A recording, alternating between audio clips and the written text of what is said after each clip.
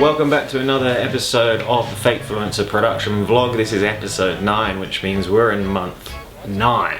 Oh mate, that's great. How's it feel? Yeah, it feels pretty okay. Finally we're starting to produce the movie. Now post-production is obviously throwing up a lot of challenges, but it feels really good to be starting that process. The music and the sound design, I underestimated exactly how much was involved with sound design. Oh yeah, how's that going? Yeah mate, no, it's going alright. Oh great, no, that's great to hear. There are so many tiny little pieces of audio involved, especially considering the offline and online, digital and real life kind of crossovers between the scenes and all the different various transitions and what have you. There's a hell of a lot of sound design involved. In parallel, bringing in the music and getting the music right for each scene to convey the emotion that you want. The graphics that are coming in, there's a lot of crossover, spillover between the film playing out online on Tom's desktop and then the phone as well, so it's kind of hopping between the devices and what's happening in real life. And those graphics have to also be timed in a way, because they're going to be presented on screen at the same time. They need to be timed in a way that makes sense and that the actions correspond with the actions of the character correspond with what's happening on the devices. In Sweden they brought in some new regulations on businesses over here, so the COVID regulations have actually started to hit our production, which is unfortunate. Sally.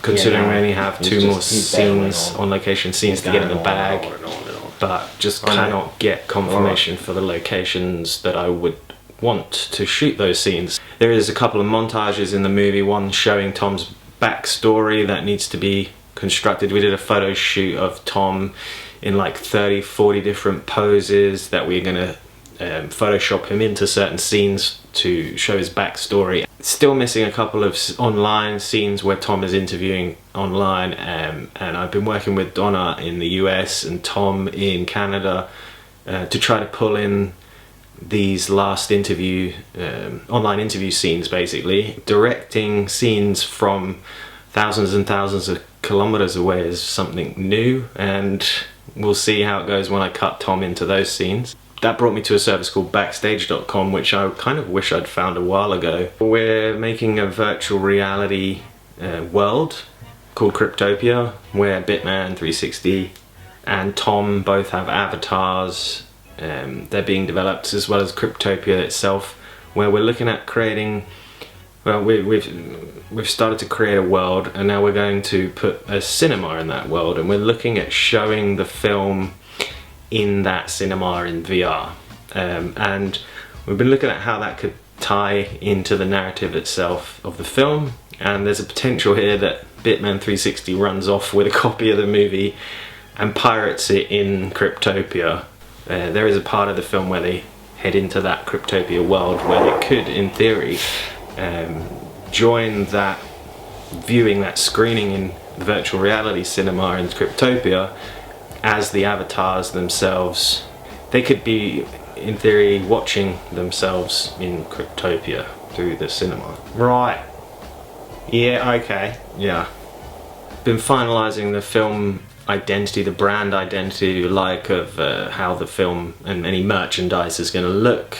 Now, I've been sort of putting that decision off for a while, because I figured the film wouldn't really have an identity until it was made, and then I could look at it and go, oh, that's what it is, and then apply the branding. But because we want to roll out the merchandising store, and now we're looking at the NFT cards, potentially marble cards, or NFTs using Rareable.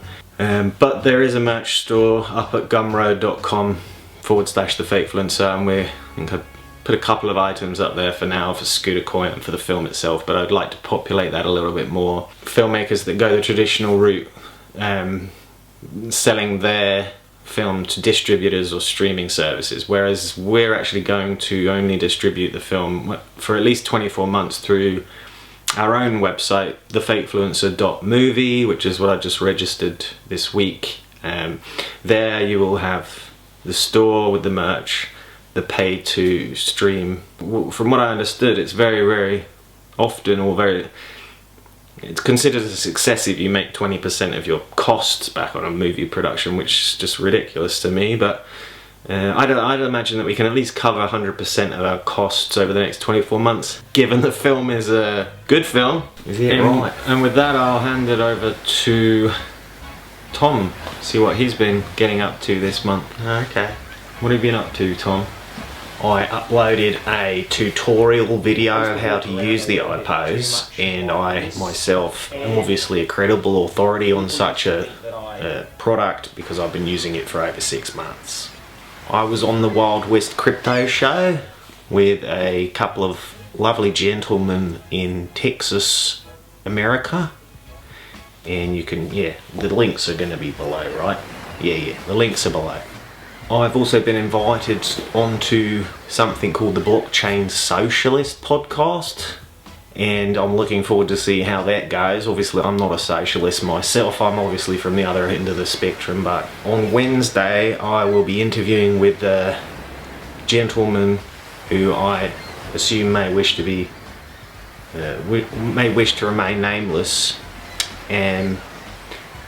but essentially he was one of the lead researchers on the BBC show The Crypto Queen, which is it's a story about the largest, if not the largest, crypto scam in history of crypto, basically, OneCoin. So I'll be speaking with him Wednesday evening, and we'll put that interview up on the YouTube channel. I've got some very pertinent questions for him, so looking forward to see how that goes. And what about yourself? As you can see, we're still having a bit of fun with the characters, and we're actually getting a movie made at the same time, so still a couple more months left. February, March, April 2nd is supposed to premiere online, and you can find links to everything we discussed in this episode down below. Catch you next month.